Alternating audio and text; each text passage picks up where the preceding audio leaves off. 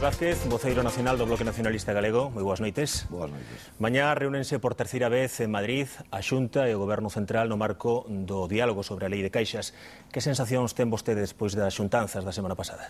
Bueno, vamos a ver, en este momento está clarísimo que o Goberno do Estado meteu un recurso de inconstitucionalidade contra a Lei de Caixas. Nos, en realidad, o que creemos é que pretende impedir a fusión das caixas galegas. Nos, desde logo, somos dos que decimos que unha lei feita polo noso Parlamento non se negocia. En calquer caso, tomou a decisión o Goberno galego de negociar co Goberno Central e nós o único que temos que decir é que, dende logo, como Bloque Nacionalista Galego, nós non vamos a admitir ningunha reforma sustancial da lei galega e, sobre todo, unha reforma que impida a fusión das caixas galegas. De todas maneiras, nós non esperamos gran cousa, porque unha de dúas, ou cede o Goberno Central ou cede o Goberno galego. Nós esperamos que o Goberno galego non ceda. Vostedes, como impulsores no Parlamento de Galicia da Lei de Caixas, están ao tanto de como transcorren estas negociacións? Pois estamos sustancialmente ao tanto. En calquer caso, eso é quen negocia o Goberno galego, non o Parlamento, non as forzas políticas. Pero eu volvo a decir que o importante é que Galiza conserve caixas galegas nun panorama de reestruturación das caixas onde moitas comunidades autónomas si as van a ter. Nós, polo tanto, temos dereito a ter caixas galegas e esperamos que ao final deste proceso eso sexa así. O Bloque Nacionalista Galego chegaríalle cun corte e pega da lei andaluza, como insinuou esta mañá o presidente da Xunta? Non, o Bloque Nacionalista Galego que lle chega é unha lei de caixas que permita tomar decisións sobre unha cuestión tan importante como é o aforro galego e o futuro do financiamento das nosas empresas, en fin, que tan necesitadas, por certo, están decretos neste momento. Eu creo que o señor presidente da Xunta debeu facer algún tipo de brincadeira. Eu creo que temos unha lei galega que é unha boa lei, é boa para este país, é absolutamente constitucional, contén preceptos que efectivamente están contemplados en outras leis de comunidades autónomas e, polo tanto, nós creemos que esta lei non debería sufrir ningún recorte sustancial. Segue pensando que sexa cal sexa o resultado destas negociacións, a Xunta debería recorrer ao FROB, o Fondo de Axuda Bancaria? Evidentemente, eu creo que ao final, si estamos e acreditamos que aquí hai un recurso que é claramente político e non técnico, se é un recurso do Goberno Central dirixido a expatriar o aforro galego, pois eu creo que hai que utilizar armas políticas e, en este caso, o Goberno da Xunta ten unha delas que é recurrir ao FROB. O FROB invade as competencias autonómicas e debe facelo, nós o vimos demandando, debe facelo xa. Hai unha segunda cuestión. Eu creo que Galiza ten que ter unha posición de país. Hubo un manifesto que asinaron as forzas políticas fundamentalmente, as sindicais e a patronal.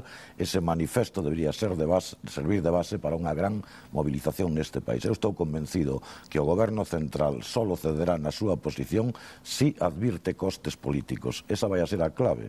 E, polo tanto, nós creemos que si a Xunta debe utilizar todos os mecanismos de que dispón para impedir esa decisión do Goberno Central. Que cree vostede que hai de desgaste político do adversario, do rival, entre PP e PSOE? Cree vostede que é un recurso anti-Feijóo? Bueno, eu non sei se é un recurso anti-Feijóo, eu en realidad creo que é un recurso antigalego. Eu estou convencido que o Goberno Central está utilizando unha vara de medir que non utiliza en outros lugares do Estado. Eu, por poñer un exemplo, se estuéramos falando da hipótesis da absorción de Caixa Madrid pola Caixa Catalana, vostede vería o escándalo que habería montado. Eso non o permitiría o Goberno Central. O Goberno Central vai a permitir fusións e, polo tanto, centros de decisión en Cataluña, en Andalucía, en varios sitios, e eles creeron que a Galicia podían vencer unha resistencia, en fin, deste país. Este país tamén terá que aprender a saber que para defender os seus intereses debe facelo, non debe rendirse, non debe dar por bo. Polo tanto, nós seguimos dicindo, Galiza ten dereito a ter caixas galegas e aí debemos empuxar todos o que poidamos. Polo tanto, eu non creo que sea anti-Feijóo, e se o é, sería tremendo. Eu creo que é antigalego. Falaba vostede de movilización social. Que vai facer o Bloque para impulsar esta movilización? Pois nós, como sabe, non solamente fixamos a folla de ruta en casi todo este debate das caixas, tamén é verdad que foi a iniciativa nosa que se asinou ese manifesto que me acabo de referir. En este momento nós estamos impulsando que ese manifesto se aprobe en concellos, en diputacións, que sea asinado por personalidades, por asociacións, e isto ao final debería confluir, se o goberno non dá marcha para atrás, pois nunha gran movilización social que exprese efectivamente a vontade inequívoca deste país de poder ter caixas propias. Hai discrepancias, evidentemente, a raíz da lei de caixas, do tema da fusión entre as dúas caixas galegas, no seo do goberno máis importante, goberno local que ten Galicia, o goberno de Vigo. Unha discrepancia tan grande nun asunto tan capital incomoda no seo do BNG? Como xustifica o Bloque Nacionalista Galego, por exemplo, manter unha coalición cando hai tanta discrepancia nun asunto tan importante? No, pero eu creo que vamos a ver, o pacto de goberno en Vigo, o sea, que referido á xestión do municipio, non incluía para nada un tema como este das caixas, non? Esta é unha cuestión de perfil político de cada grupo, que fai o Bloque Nacionalista Galego, en calquer caso, expresar a súa opinión, independentemente da que expresa, digamos, en este caso, o seu aliado político. Eu non creo que unha cuestión como esta deba levar inevitablemente a ruptura dese goberno, porque xa digo, isto non estaba contemplado no pacto de goberno. O Partido Popular e o Bloque Nacionalista Galego, evidentemente, defenden unha postura moi similar no tema da lei de caixas. É unha mera coincidencia ou estamos ante o inicio dun novo período de relacións entre estes dous partidos? No, vamos, o Partido Popular coincide, de logo, e iso hai que decirlo así, coincide ca posición que desde hai bastantes meses en solitario viña mantendo o Bloque Nacionalista Galego.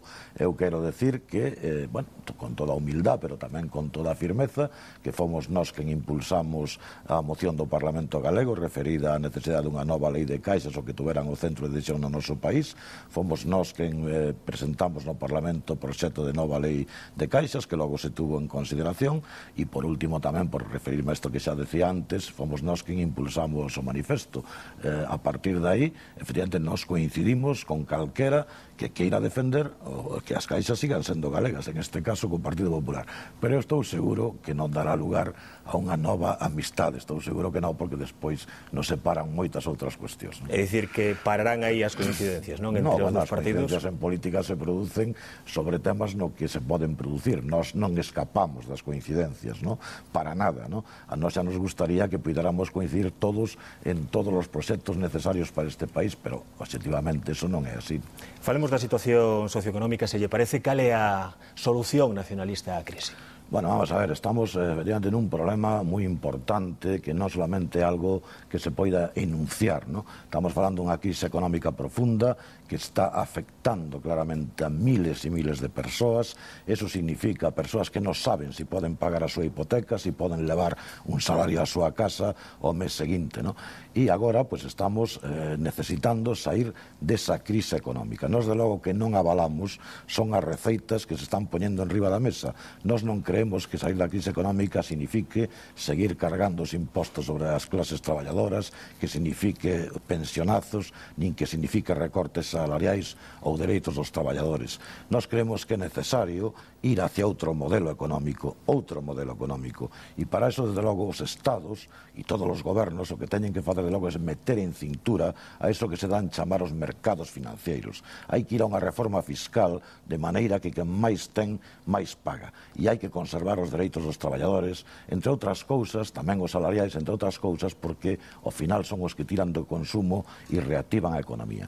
E unha segunda cuestión. Este é un problema moi importante que afecta a todos os gobernos, e aquí convén decir que o goberno do Estado ten a responsabilidade de poñer en riba da mesa medidas para sair da situación, pero tamén o goberno galego, que está absolutamente ausente desta cuestión. E convén decir que en este momento, tamén pola inactividade do goberno galego, o paro en Galicia se está incrementando proporcionalmente máis que no resto do Estado. E desde que o señor Núñez Feijóo, que por certo no seu día nos anunciou un famosísimo plan de choque contra a crise do que non volvemos a saber, non pode permanecer como si con el non fora, non? Polo tanto, as nosas recetas de logo van por construir e poñer en pé un novo modelo económico. É absolutamente imprescindible, e de maneira que haxa, ademais, control social sobre o que, desde logo, os mercados financeiros, para empezar, que son os que están acogotando en estes momentos os gobernos, e iso non é de recibo a estas alturas. Cree vostede que en Galicia sería necesario un pacto entre os partidos como o que se está intentando buscar en Madrid? Bueno, os pactos sempre son necesarios se se construyen sobre bases sólidas e con criterios comuns, claro. O problema está en que nós volvemos a decir que nós non acreditamos que a solución á crise pasa, e vou non decir coloquialmente, non pase por darlle caña aos traballadores. Non pasa por eso, pasa xusto por cambiar un modelo que nos levou a esta situación. E, entre outras cuestións, polo tanto, pasa por ir camiñar a un modelo que tamén permita que Galiza poida ter unha economía mínimamente autocentrada, non? Estamos falando de paro, pero estamos falando de un ano donde 1000 explotaciones lácteas acaban de pechar no ano 2009. Eso non pode seguir así. Por lo tanto, un pacto se o facemos poñéndonos de acordo efectivamente sobre como sair desta crise, pois sería bo e sería estupendo. Na práctica, e saberá usted o que acontece a nivel estatal, é que diversemos moito as forzas políticas de como dar saída a esta situación. Por lo tanto, en fin, é moi difícil pensar que eso puidera levarse a cabo, non? En Madrid o presidente Zapatero perde un aliado no Bloque Nacionalista Galego? No, vamos, desde logo en este momento que as medidas e co xiro á dereita que está impulsando o señor Zapatero no referido á solución da crise económica e dende logo con este ataque que está facendo a Lei de Caixas de Galicia, vamos a decir que non estamos no mellor momento para que o Bloque Nacionalista Galego pois lle preste apoio ao goberno do señor Zapatero, cual non significa que se coincidimos en determinadas cuestións, pois as apoiaremos e nas que non pois estemos de acordo, pois non estaremos apoiando, non? Falemos agora da postura dos sindicatos que últimamente están endurecendo a súa mensaxe. Mañá xa temos as primeiras manifestacións nas distintas cidades españolas.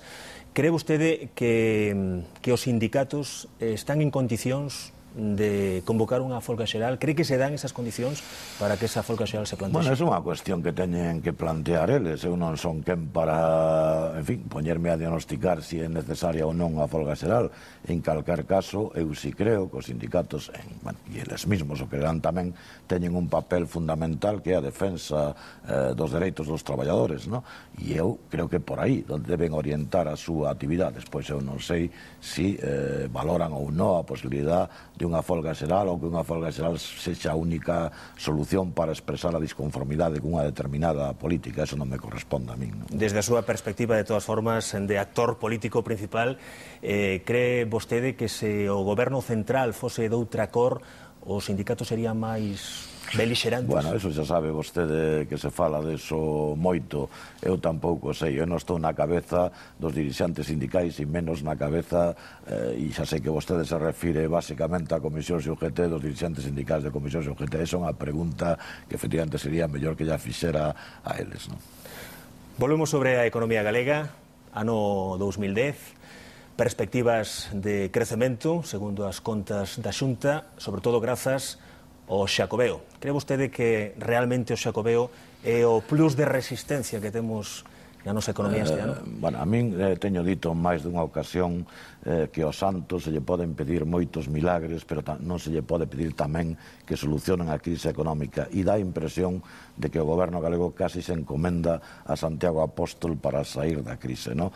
Eu creo que o Xacobeo é unha oportunidade. A mí me dá a impresión máis ben de que vai a ser unha oportunidade perdida, está mal planificado, non vai a servir para proxectar Galiza no exterior, en fin, con políticas que nós non acreditamos, desde contratos con empresas foráneas, bueno, unha serie de cuestións, por non falar xa como empezou este asunto, non nada menos que contratando a un señor nadador, a David Meca, moi respetable el, pero cun contrato absolutamente clandestino e que non sirve absolutamente para proyectar nada. O Xacobeo, sin dúbida, vai a ser un elemento importante. En calquer caso, eu xa digo, a mí me parece excesivo fiar a recuperación económica a un evento como este. Eu creo que a Xunta de Galiza debería poñer en riba da mesa algunha medida máis. Xa digo, falou no seu día dun famoso plan de choque anticrisis que non volvimos a ver. Debería preocuparse, debería estar dando unha batalla política que non dá, aproveitando a presidencia semestral da Unión Europea para que se empecen a poñer solucións para o sector lácteo, para que se levante o veto á construcción naval en Ferrol, etc., etc. Un goberno que non aposta polas políticas de investimento, que as políticas activas de emprego que si lle corresponden á Xunta de Galicia, pois reduce o orzamento, etc., pois non está poñendo medidas para contribuir, eu non digo que teña toda a responsabilidade, pero para contribuir a sair da crise económica. Por lo tanto, fialo solo ao Xacobeo me parece excesivo, non? Dicía vostede que o Xacobeo estaba mal planificado. Hai hoxe un ano a Consellería de Cultura aínda estaba dirixida polo Bloque Nacionalista Galego. Que deixou feito o BNG, a Consellería de Cultura do Bipartito, para o Xacobeo deste ano? Mire, eu creo que aos ciudadanos lle interesa pouco que deixou feito. O problema, e o digo con todo respeto, é que agora existe un goberno, que é o goberno do señor Núñez Feijóo, que dende logo que eu saiba, pois alá a altura de abril ou maio, non recordo xa en que mes tomou as riendas deste goberno, e, home, francamente, estarse preguntando que deixou feito o goberno anterior, eu creo que é excesivo. O problema é que fixo este goberno para planificar este evento de maneira que eso servira non somente para incrementar a actividade económica que sí, senón tamén pois, para proxectar a nosa cultura, para proxectar Galicia no exterior. E esa é quen ten a responsabilidade, eso está claro, non? Polo tanto, eu non creo que este mal planificado en este momento se derive da boa ou mala planificación do goberno anterior. Falemos de outro asunto de rabiosa actualidade, un asunto que ademais está a provocar unha importante mobilización social como é o decreto do plurilingüismo, o decreto do galego no ensino. Cree que aínda, tal e como está a situación nestes momentos, hai marxe para a recuperación do consenso nesta materia? No, a ver, quen rompe o consenso en esta materia o Partido Popular, por certo, despois de dar o apoio ao anterior decreto. Eso está nas hemerotecas, todo o mundo o podemos comprobar. A partir de aí, o Partido Popular, por un rédito electoral que pensou obter, pois, en fin, difundindo aquela idea tan nefasta da imposición do galego, fixon os compromisos electorais que basicamente lle levaban a atacar a nosa lingua e que tivo unha concreción, pois, en este caso no decreto do ensino, e que acabou pois, elaborando un decreto que les deron en chamar de trilingüismo, misturando inglés como unha forma de engañar un pouco a opinión pública, pero un decreto que, como vostede sabe, foi rexeitado prácticamente por toda a sociedade galega. Por certo, tamén cunha multitudinaria manifestación do propio sector do ensino. Eu creo que o que ten que facer, e nós o dixemos moitas veces, o Partido Popular, é retirar o actual decreto, que sí que non dá lugar a ningún consenso, e volver ao consenso anterior, retirando ese decreto. Eu o que sí creo que ahora aparentemente, pero non sabemos aínda que vai dar de sí, bueno, o goberno galego parece querer dar marcha para atrás sin que o concrete. Ese consenso existía, o anterior decreto non creaba ningunha imposición, é máis, nunca se chegou a aplicar en toda a súa extensión, e aquí o que temos que darnos conta é que o idioma galego non basta decir con que un o quere moito, que o ama moito, que o practicou de pequeno, que, en fin, ese tipo de cousas. Non, hai que demostrarlo.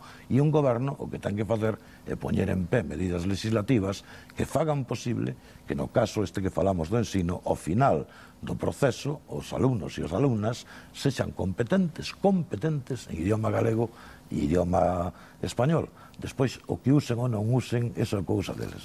Fala vostede de posible marcha atrás do goberno da Xunta no decreto do galego. Fálase de que o mellor perde peso o inglés, fálase que quizáis se poda suprimir a decisión vinculante por parte dos pais.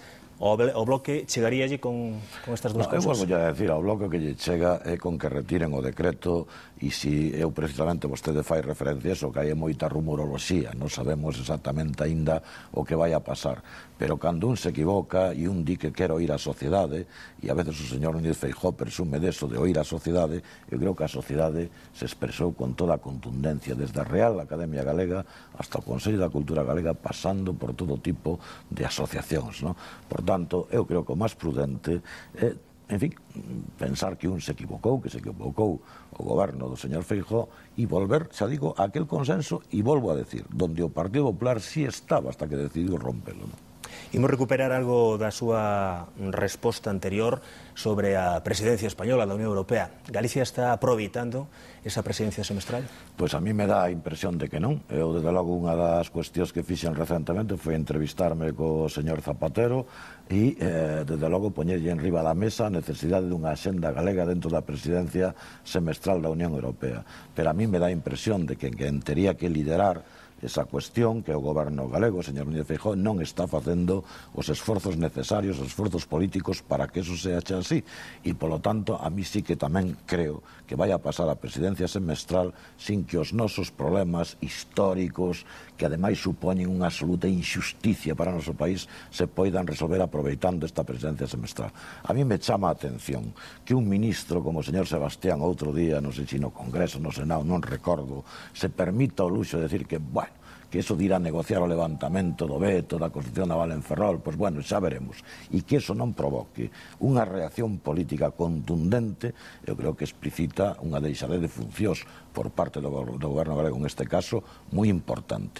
Eu creo que se non se presiona máis do que está presionando, nós facemos o que podemos facer modestamente ca forza política que nós temos, bueno, pues perderemos a oportunidade. A parte do caso de Navantia en Fene, onde debería presionar a Xunta na presidencia semestral? Vamos a ver, hai unha cuestión absolutamente clara que é o tema do sector lácteo, estructural, imprescindible para que o medio rural poida seguir existindo, un sector que está acosado de logo por normas e corsés absolutamente injustos, por unha crise de precios que os leva prácticamente a desesperanza e que, volvo a decir, e que ten repercusión. Eu volvo a decir, 1000 explotacións, nada menos que 1000, se acaban de pechar o ano pasado. Pois eso hai que pedir ao goberno español, exixir ao goberno español que as condicións nas que está o noso sector integrado na Unión teñen que variar.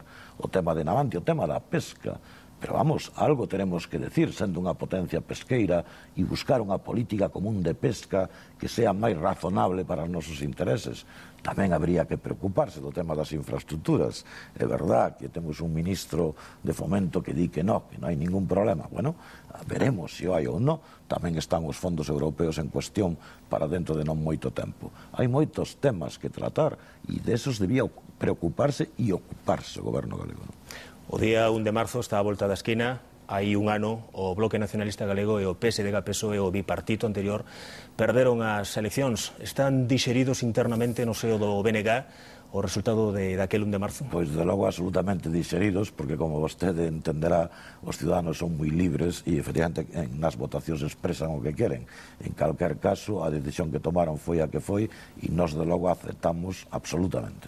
Está decidido vostede a presentarse as próximas eleccións autonómicas e enfrontarse nas urnas aos candidatos que elixan o Partido Popular e o PSDG? Terei que repetir máis unha vez que ese proceso non está aberto no Bloque Nacionalista Galego e se abrirá no seu momento. En calquer caso, o BNG terá candidato ou candidata ás vindeiras eleccións autonómicas. Iso seguro. Insisto un poquinho máis neste tema. Depende a súa candidatura dos resultados que o BNG saque nas próximas eleccións locais? Cando lle estou dicindo isto, yo digo, vamos, con toda a sinceridade e con toda a naturalidade, non hai ningún grupo político que anticipe candidaturas a varios anos vista, no? En calquer caso, eu lle volvo a decir que o Bloque Nacionalista Galego no seu momento decidirá quen é o candidato ou a candidata, como os demais grupos políticos, por certo, no? Os galegos, en todo caso, estamos chamados ás urnas dentro de pouco máis dun ano para renovar as corporacións municipais. Que perspectivas ten o Bloque Nacionalista Galego de cara ás eleccións locais do ano que ven? Un partido que, lembremos, está nos gobernos locais de bastantes cidades en Galicia e de 2 deputacións provinciais. Pois nós razonablemente aspiramos a ter un bo resultado electoral. Eu creo que en este momento a ninguén se lle escapa que o Bloque Nacionalista Galego desde logo está presente nos debates, está con identidade, en fin, eu creo que moitas veces incluso dando os debates, capitaneando os debates en Galicia, hai que decirlo así, polo tanto podíamos decir que o BNG está en forma. Nós somos dos que non comentamos inquéritos, pero en calquer caso todos eles apuntan a unha recuperación electoral do Bloque Nacionalista Galego, polo tanto nós temos de logo confianza en que facendo a política que estamos facendo, pois os cidadáns conveñan con nós que somos unha forza útil tamén para gobernar nos concellos, polo tanto aspiramos a ter un bo resultado electoral. Señor Vázquez, chegaremos a tempo para que nas próximas eleccións municipais os emigrantes galegos voten en urna? Bueno, a nós nos parece que esa cuestión habería que afondala e afrontala dunha vez por todas, en fin, con toda a seriedade. Nos, de logo, decimos que os que deben de votar nas eleccións municipais son os que viven e traballan nos concellos, no? Nos, de logo, non creemos que un ciudadano que está, efectivamente, emigrado e non ten nada que ver co respecto aos seus dereitos sociais ou que se lle queira, en fin, prestar por lei, que de unha vez por todas deberíamos facer unha lei da migración que efectivamente contemplase, no, este tipo de cuestións. Nos creemos que o voto nunhas eleccións municipais debe corresponderlle aos cidadáns que viven e traballan no concello, no? Por lo tanto, eu creo que eso de unha vez por todas os grupos políticos o deberíamos afrontar, porque non é de recibo e eu creo que a inmensa maioría da sociedade galega é absolutamente consciente desto. Non é posible que cidadáns que ni viven ni traballan nun concello acaben determinando que non goberna. Na situación que estamos non é razonable en Galicia como non é en prácticamente ningún lugar de Europa. Non sucede nada semellante en Europa, en fin, a respecto ao que está sucedendo aquí, non? Os cidadáns están asistindo estes días un tanto perplexos ao que sucede coas dietas de quilometraxe dos deputados do Parlamento de Galicia. Como se pode explicar o que está a pasar nunha situación, ademais, económica tan difícil pola que estamos atravesando? Pois a mí me resulta tamén moi difícil de explicar, porque con situación económica difícil ou sin ela, digamos que prácticas, non sei como calificalas, de filibusterismo, non sei como, non? É dicir, de cobrar, digamos, dietas que non lle corresponden a un, pois eu creo que eso é unha práctica absolutamente intolerable, non? A mí me parece que non é un problema porque estemos en crise económica, é un problema facelo en sí mesmo, non? O Bloque Nacionalista Galego poría a man no lume por todos os seus deputados e deputadas? Bueno, eu non teño que poñer a man no lume, en calquer caso rexeitaría ese comportamento exactamente igual que en outros grupos políticos, non? Estamos tamén asistindo ao entendemento entre o Partido Popular e o Partido dos Socialistas de Galicia, polo menos o inicio do entendemento entre estes dous partidos no chamado Pacto polo Territorio. Cal é a postura do Bloque Nacionalista Galego? Pois nós somos dos que creemos tamén que debería haber un pacto polo territorio, sobre todo debería haber unhas normas claras dunha vez que deran seguridade xurídica a todo o mundo, incluídos os concellos, non? Pero vamos, eu creo que non sei se será fácil. En este momento acaba de poñer a Xunta, en fin, encima da mesa un proxecto de lei do litoral que francamente é, en fin, inasumible, ¿no? Con lo cual eu non sei se daremos avanzado en eso, pero é certo que aquí hubo unha lei do solo que foi modificada, bueno, en fin, na época do señor Cuiña, logo foi modificada estando no goberno do señor Núñez Feijóo, agora se volve a modificar. Bueno, de verdad que habería que facer efectivamente un pacto que recollera mínimamente e sensatamente unhas normas e que eso tuvera unhos visos de continuidade. Normas, por certo, que se adapten á realidade do noso país e non a realidades extrañas, pero en calquer caso veremos que dá de sí, porque aí tamén haberá unhas propostas naturalmente do goberno e en función de como se vayan facendo tamén os grupos da oposición actuaremos ou non, pero dito así en abstracto, e volvemos ao mismo, depois o problema será o concreto, pois claro que sería deseable, non? 315 concellos en Galicia, 4 deputacións provinciais, Parlamento de Galicia, máis o Congreso dos Deputados e o Senado en Madrid. Aparte, aquí hai universidades, hai aeroportos. Necesitamos reordenar todo isto ou realmente son necesarios? No, vamos a ver, claro que hai que reordenar moitas cousas. Vostede fala dunha cuestión que é Parlamento de Galicia, menos mal que non me citou o goberno galego, non? Bueno, eso se deriva, verdad, dunha constitución e dunha cuestión que se dan chamar o Estado das Autonomías. En ese novo diseño, claro, o que é difícil de entender é que sigan existindo as diputacións. Nós somos dos que creemos que deberían desaparecer, porque isto é unha estrutura que antes respondía a unha unidade central e división provincial que hoxe non ten sentido. Pero vamos, en ese caso son Partido Popular e Partido Socialista os que non queren desfacerse desa estrutura. E polo demais, o número de concellos pois son os que hai en este país. Por certo, nos últimos tempos, nos últimos anos, aínda se creou algún novo, pero eu non creo que en este momento o problema sea o número de concellos, non? Outro problema diferente, cal é a financiación dos concellos galegos, mal financiada, que non atende a súa realidade de dispersión xeográfica ou envellecimento, ou cal é a realidade dunhos concellos que polas condicións económicas que ten o noso país, pois algúns deles están prácticamente despoboados. Pero eso nos levaría a outro tipo de reflexións. Por lo tanto, de sobrar algo nesa estrutura que vostede me di, home, francamente eu creo que calquera observador podería notar que sobran as diputacións, non? Pero bueno, aí nos encontramos coa oposición de PP e de PSOE, non? Cando se formularán definitivamente as áreas metropolitanas en Galicia? Casi lle preguntaría como aquelo del hermano, aquela revista que había del hermano Lobo, ¿no? Non sei se se acorda vostede máis, non? Porque decía, ¿no? Bueno, as áreas metropolitanas leva dando voltas anos e anos e anos, ¿no? O problema é que máis ben dá a impresión dunha serpe, en fin, que se reaviva de vez en cando, como se fora unha serpe de verán, non? Non dá impresión de que se vayan, é unha opinión que a mellor me equivoco absolutamente, de que vayan a acabar concretándose, non? En calquer caso, nós temos comunidade autónoma, era necesario desenvolver as comarcas de verdad, reales, etc. E o das áreas metropolitanas, un dos problemas que ten ao final é que hai que dotalas de competencias, de financiamento, de mil cuestións, non? A mí me dá a impresión máis ben de que son debate que, e eu digo simplemente porque levo asistindo a él mínimo 10 ou 12 anos, que aparece e desaparece, pero, en fin, nunca se concreta esas áreas, non? Señor Vázquez, estamos chegando xa a media hora coa que se tasou esta entrevista, como a anterior que fixemos co secretario xeral do Partido dos Socialistas de Galicia, Manuel Vázquez. A vostede cando chegou a portavocía nacional do BNG, moitos dicían que iba a ser Guillermo o breve, que va a durar bastante pouco na portavocía. Guillermo, en tal caso. Guillermo el breve. Bueno, sí. Agora dicen, en cambio, que é un dos políticos revelación do último ano. Vostede como se sinte personalmente 9 meses despois de asumir esa portavocía nacional? Que llevo a facer eu a esas cousas? Eu non teño nada que facerlle, non? En calquer caso, como vostede comprenderá, estar en un cargo, en este caso de responsabilidade, como este voluntario, eu desde logo aceptei a decisión dos meus compañeros e as miñas compañeiras, eu trato de facelo pois o mellor posible, é dicir, responder á confianza que me deron, e despois os comentarios son libres, non? Cada un, en fin, opina como quere, non? En fin, eu creo que tamén hai que ter a virtude de saber un quen é, non? E, polo tanto, non deixarse levar moito, nin por el breve, nin pola revelación, non? Eu trato de facelo modestamente ben, e mentras os meus compañeros e compañeras estén de acordo, pois eu o farei gustosamente, non? Así acabamos, señoras e señores, esta entrevista. Dentro dunha semana sentarase nesta mesma silla o presidente da Xunta e presidente do Partido Popular de Galicia, Alberto Núñez Feijóo. Señor Vázquez, moitas grazas e boas noites. Gracias a vostedes e boas noites.